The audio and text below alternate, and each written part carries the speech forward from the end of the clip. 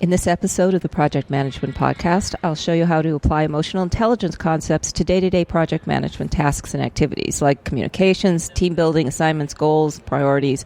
Anything you do in project management, you can use this for.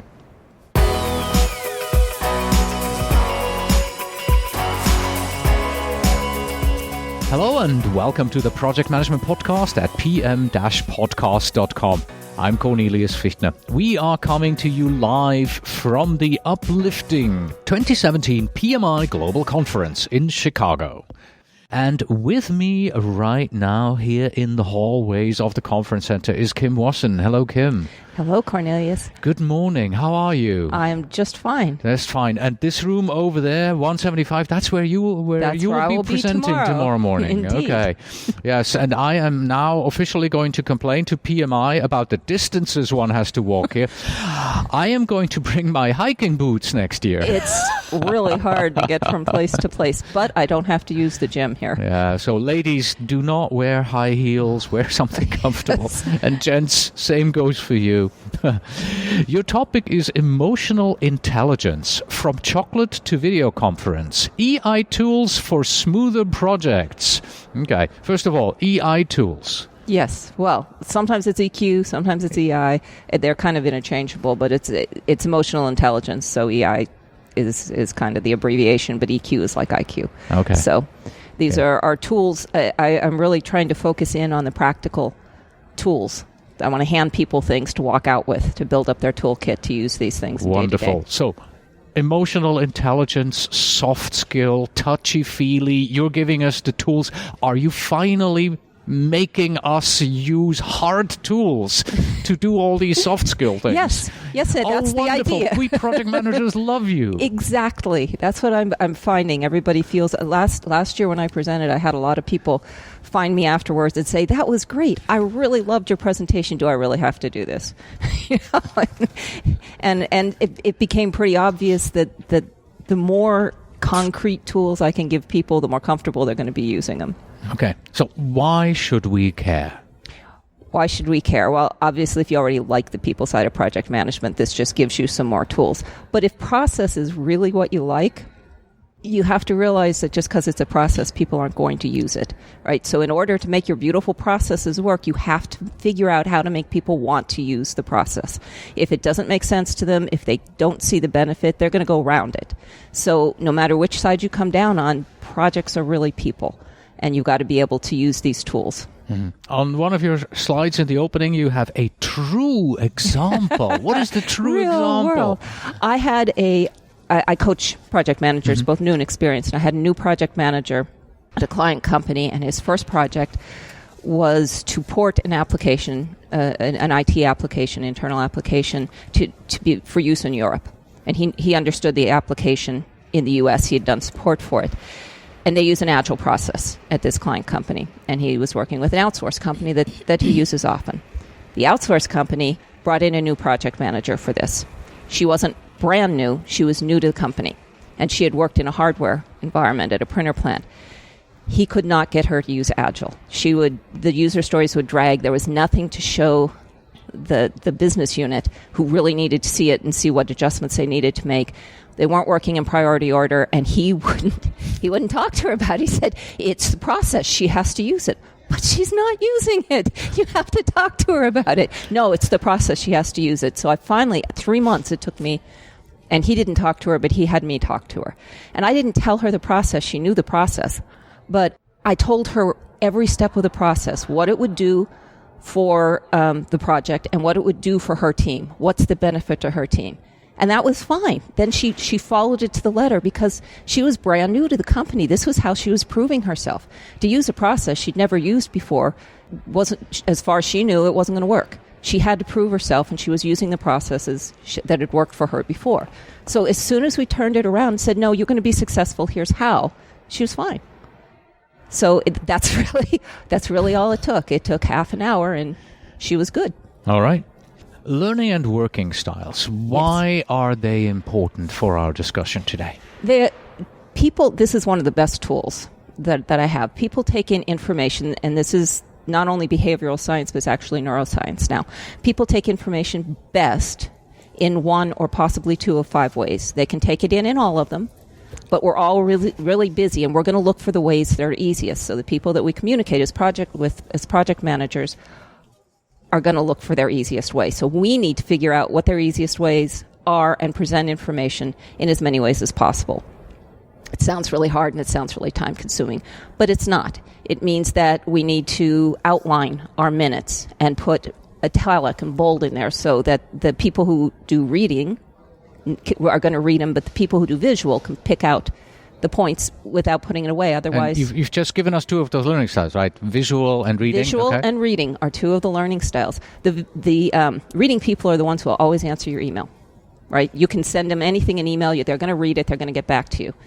Auditory learners are never going to look at your emails unless they absolutely have to. But if you pick up the phone, they will be right there. They'll answer it on the first ring. They'll give you anything they need. And they'll listen to this podcast too. Yes, they will. Actually, I send lots of people to your podcast, but particularly the people that I work with who are auditory learners, because this is how they get their information. This is what they like the best. It's hard for people who aren't auditory learners. Podcasts can be hard to focus on, which is why a lot of people do it when they're driving, because there's enough other occupation but not enough distractions. Yeah. The other kinds, so we've got visual.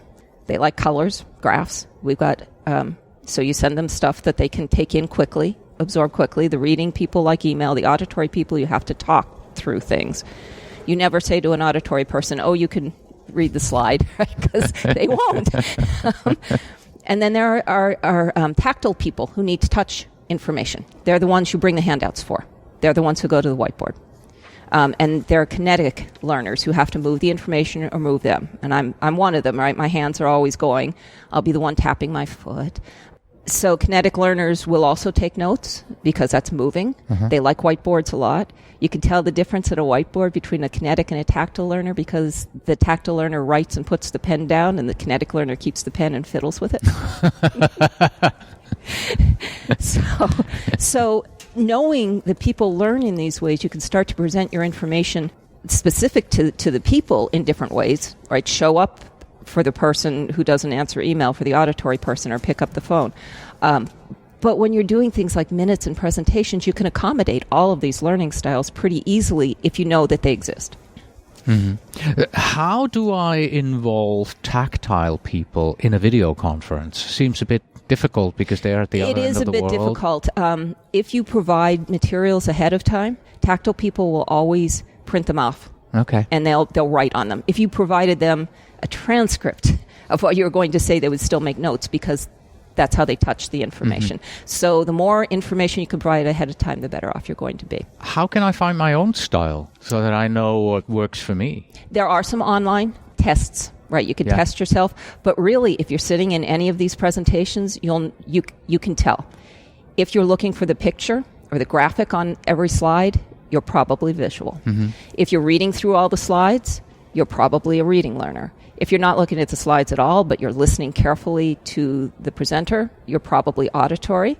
If you're taking a lot of notes, even though you know you can go get the presentation, you're probably tactile. And if you're having trouble sitting still and you're taking notes, you're probably kinetic. Okay. And how do I figure out what the style is of the sponsor, the stakeholder, the team member on my project in order to tailor my communication to them? The easiest way is to observe them. You can't always do that. Like with sponsors, you may not be around them enough. So you can ask them not what style are you, but how. Give them the options for information. Would you like me to give you the information in a meeting? Would you prefer to get it in an email? Would you like a presentation style? And really the answer to that will tell you pretty quickly. Most of the C-level executives I've worked with seem to be visual. And I don't know if they kind of adapt and learn to do that because they have to take in so much information all at once, or if that kind of leads to a C-level executive because there's a match. I don't know. So how do these learning styles and emotional intelligence help me with meetings? Oh, yeah. Well, what they get you better prepared, right? You come in, you bring some copies for the people who need to touch them. You have some pictures. You review your agenda out loud before the meeting, and you wrap up your meeting with a conclusion because your auditory learners are never going to look at your minutes, right? You want to wrap that up. If you're bringing something that you hadn't sent ahead of time, you need to provide some copies so the tactile people can get them. Tactile people often will bring their own, but you always bring a few copies of the agenda. So a lot of what we think of as good meeting etiquette, good meeting practices actually feed very much into these learning styles because they cover all of them. Send your agenda out a day ahead of time. Print your materials, not for everyone, but print a few copies. Start at the beginning by talking the agenda, and at the end by wrapping up with what you want people to remember. Okay. So what then can I do when you say that the auditory people won't read my agenda, my minutes? What can I do that everyone else reads them? So how can I write minutes in a way that people are going, oh yes, the minutes from Cornelius's meeting, always interesting, want to read. Yes. The first thing is send them out as quickly as possible after the meeting. After 24 hours, they're old and no one looks at them. Mm-hmm. Always put the attendee list right up front. People look for their names. It's good for record keeping too, right? You didn't like that decision, you weren't in the meeting. Give your minutes in outline form, because then you've got the summary for the visual people, and you can use colors or whatever, and the reading people can read all of the rest of it. And a lot of what people are doing now, I see it a lot, and I try to correct it with my new project managers, is we send links, because a lot of us use intranets for our minutes, so we just send the link, or we put a pretty format and we attach minutes. No one ever looks at the link. It's one step, but no one ever does it. No one looks at the link. No one looks at the pretty stuff. So even if you're sending people to a link, put the text of the minutes into the minutes. Decisions made need to go up front because people might stop reading.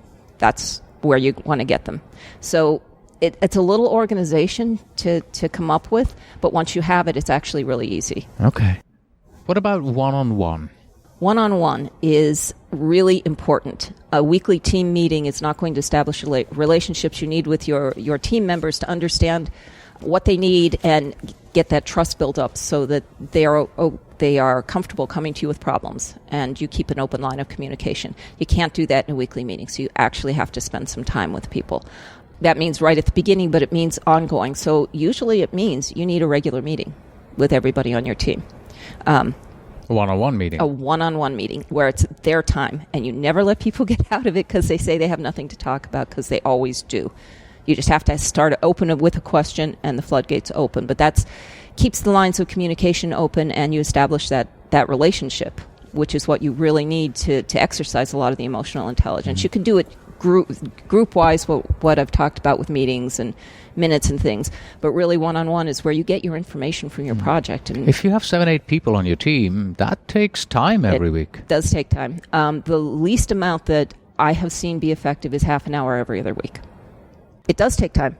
It absolutely does, but the information that you get from it is well worth the time that's spent, because otherwise you don't have a good avenue for someone who's having trouble, someone who's got a question, someone who's hit a roadblock, especially if it's something they don't want to talk about in a group setting. If they feel like they're going to look stupid to their other team members, if they feel like it's something they should know, if they feel like bringing it up is going to accuse someone else or make someone else uncomfortable, they don't have any good way to do that other than walking into you wherever you sit, and then everybody knows they've walked into where you sat, something's going on here, right? But when you have a regular meeting, there's a regular avenue for that. Then that helps. It really does help. It makes a big difference. Yeah. As project leaders, we're always told that we have to learn about the motivations that drive our team members. I believe that is probably something that I can pick up at those meetings, right? Absolutely. Absolutely. That is an excellent place to pick it up. And so that's another thing that it provides for you. What are the top motivators that you have come across? Trust is a big one. People like to feel like you trust them to do their job, but you're there for them. Some people say money's a motivator. The half-life of satisfaction from a raise or the time of satisfaction from a raise is 2 pay periods. So it's kind of a motivator. It doesn't last. We don't actually have any control over that anyway. In software, particularly in product development, which I work a lot in Silicon Valley, a lot of people are very motivated by learning the newest stuff, latest and greatest, and being on the bleeding edge. So the people who like that, you try to get them to that part of the project. Some people just like to learn. It doesn't have to be bleeding edge, just new to them. So that's another big one. And one of the biggest ones that is double-edged are some people like to teach. The problem is if you can't figure that out and point them at something where they can teach, they will try to teach everybody everything, and it really annoys the rest of your team. But there's always a place for someone who likes to teach. You just have to figure it out and point them there. Okay. One of the slides in your presentation talks about the power of heroes. Indeed. What is that about? The power of heroes is something that I've started using fairly recently, and it's a good way to figure out motivation. And it's also a good icebreaker when you have a new team. But the question is basically who's your hero, and some people that makes them uncomfortable. So you say who's someone you really admire, but it doesn't have to be a real person. And what they tell you, one of the examples that I use here is Gosling. Now his first name is just skipping. Thank you, James. James Gosling invented Java, the Java coding language. When I was getting my master's, I had teams, and I just signed out. I was interviewing him for a research project, and I came back, and all the young engineers were waiting for me because they saw it on my calendar. Someone needed me for something, and word went around, and they literally sat on the carpet at my feet and wanted to know all about the great man. And if I hadn't already known these people, it would have been a big clue that they want to turn their industry, their world on its ear. They want that bleeding edge stuff. They want the chance. So, structure their work so that they get a chance to go out and try to do these things. Even something as easy as Batman versus Superman, right? Batman does his, unless you consider money a superpower, he doesn't have a superpower. So he does it all himself. And people whose hero is Batman, they usually like to do things themselves. Superman has superpowers, and he uses them for good and incognito, right? People whose hero is Superman, they tend to like to work for the greater good. So you get a good idea of motivation, but it's also, as I said, it's a great icebreaker for a new team. So far, we haven't talked about chocolate yet, because in your title, from chocolate to video conferencing. I do, and I have that. I have a section this time on food, because I've had a lot of new project managers to coach this year, and I find myself telling them a lot about food. And it occurred to me, I use this all the time. Chocolate, and I've actually met a number of project managers who found this out. If you keep a bowl of chocolate on your desk, you know how much trouble your project's in by how fast the chocolate goes away. It's so absolutely true. But it does some other things, too. It's a great stress reducer. Project managers that I was working with at the time, the study came out that said chocolate has, stress-reducing properties. We're like, should have asked us. Look at our chocolate bowls. So it does help reduce that stress. But there's this. If you have a management psychology class, you find this deeply rooted reciprocation requirement for humans. We don't like to be indebted to anyone for anything. So as people are eating your chocolate, they give you information. No one picks it up unless your project's really bad, then they'll pick a handful and run. But usually, especially if you have something like Hershey's Kisses are my favorite, because people unwrap them, and as they're unwrapping them, they're telling you what's on their mind, what's going on with them. They're exchanging information for the candy. And so it provides a lot of value for a little tiny piece of chocolate. I think one piece of chocolate that I wouldn't recommend is a Reason, because yes, you can unwrap it, but the moment you tickle and you cannot get any information out of people at all. Okay. How do you do something like that if you have geographically diverse teams? I try one of the big concepts I do with geographically diverse teams. I have someone that I'm counting on in every location, and I provide them with candy and ask them. So I have the candy at the geographically diverse locations, and I get reports on it. Have I chocolate get candy shipped? dish report. Yep. Yeah. And what do you do for team building? Just in general, or with chocolate? In general. And chocolate. I do talk a lot about team building in here. I think we do it. There are a couple times in projects when we do it. We do it at the beginning of a project to get people kind of started, and we do it when our teams are starting to fall apart. So the best things that I found for team building, things like going to the movies and arcades that people like to do are terrible for team building, because everyone scatters. They're on their own thing. So things like scavenger hunts are really good because you can put people together who aren't meshing so well or who don't know each other very well, but it's fun, right? So they're working together to do it. The locked room, I'm love that they have a locked room here at the conference. Locked rooms are really great team building activities. Escape rooms, yeah. That kind of thing are really good, and unusual experiences are really good. I have the last one of these I did. I took people to, on the West Coast, there are 2 places you can see elephant seal breeding grounds, and we went there, and it's a year later, and they're still talking about it because it's not an experience they've shared with anyone else but the team.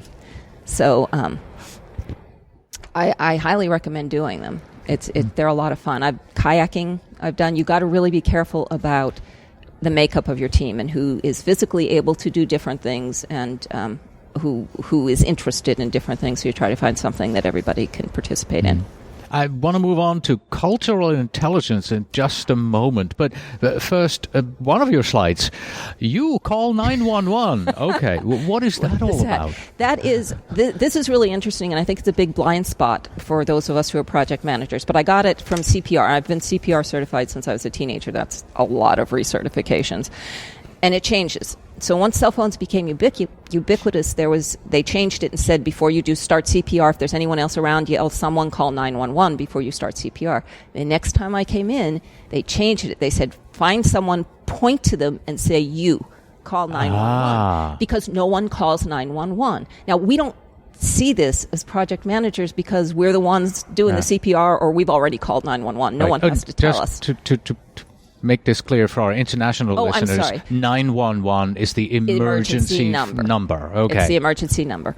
It really kind of hit me when I took that, and when I've had some experiences with newer project managers. If you give a group an assignment, it doesn't get done. Not because anyone's ignoring it. It just doesn't. Right, it's some weird group thing, and as I said, I think it's a blind spot for us because we don't have that. If the group was supposed to do it, we'd step in, we'd say, okay, let's do this thing. But groups don't.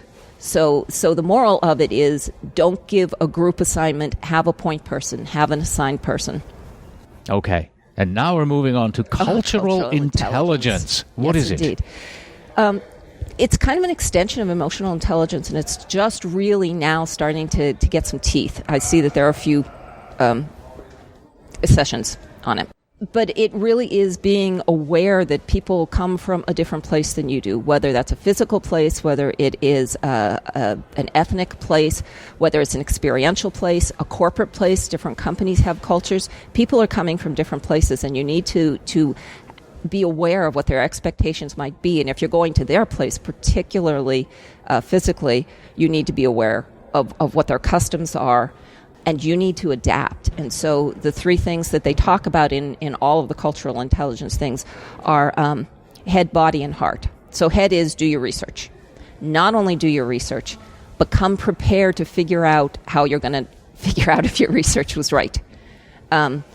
Body is not only understanding the different body languages and gestures in the different cultures, but adapting your own to theirs. That's harder than it sounds. And the heart is not what you'd think. The heart is actually believing you can do this, because apparently people give up really quickly. I can't, this is too complicated, it's too much, I'm not going to do it. You have to keep trying. When do I need cultural intelligence? Pretty much all the time. Okay. Unless you have a totally homogenous team, which is very rare anymore, you need it all the time. But part of it is understanding what cultures are represented and how people are different than other people. It could be something as seemingly innocuous as educational level. Someone has a different educational level than most of the people on the team.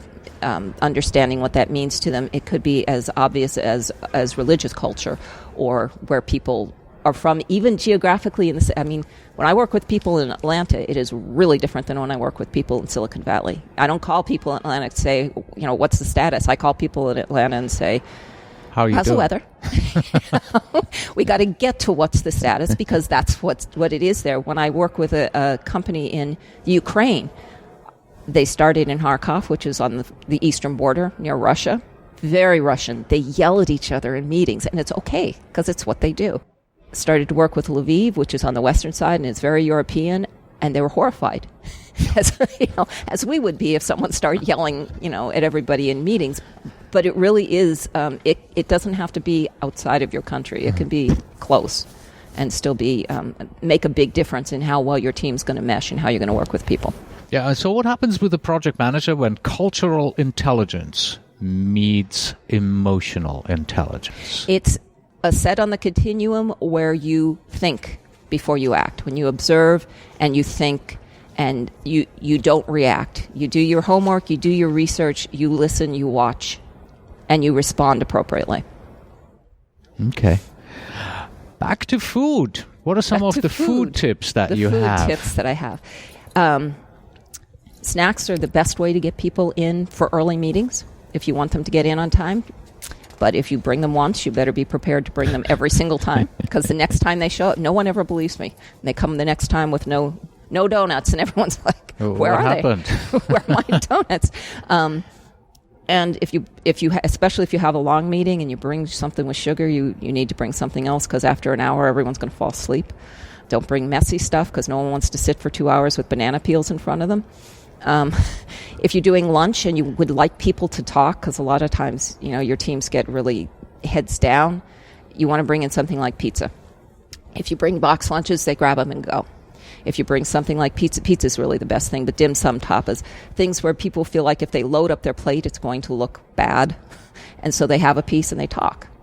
And you have to be there. You have to be part of it. You have to be eating that. And the reverse, if you want them to go back to their desks and you're just providing them sustenance, which is what, Silicon Valley, it's all about that. And that's mostly buffets and box lunches. If you want people to have food, but grab it and go, yeah. You do that. Yeah. Okay. So your presentation is going to be over there tomorrow. Indeed. At the end of the presentation, what do you think people will come up to the lectern with questions for you? I think there will definitely be the people who want to know if they really have to do this. What are you going to tell them? I'm going to tell them, if you want your projects to be successful, you really have to do it. I'm sorry. It's all about the people, isn't it? It's all about the people. It really is. I expect people to come up with something that's really bothering them about some member of their team. That often happens to me is I don't know what to do with this person. What do I do? And it's all a matter of how do you dissect it. I expect possibly some questions on, I'm working with someone I work with people in Ukraine and Romania. I'm working with someone in wherever. Yeah. I'm having trouble. I'm not connecting with them. How do I do that? I hope I'll have answered that in the presentation, but there's a lot of material in there, and so that can be really hard, connecting with the people who are not near you. This is not your first presentation here at the Congress. Why do you keep coming back? Well, I liked being at the Congress, but I'm pretty passionate about this, and because I coach people so much, I see what happens if they don't do it. I feel like it's really integral. I feel like you can't really be successful without it. If you just have the process and you're missing the people side of it, your project's not going to be successful. You're going to let your team down. So it's near and dear to my heart, and so I like to come back and.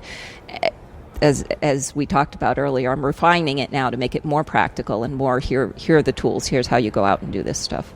Okay. At the end of the presentation, what are the things that you are hoping that your listeners and our listeners right now are taking home with them, things that they really should try and apply? The learning styles is probably the most useful tool.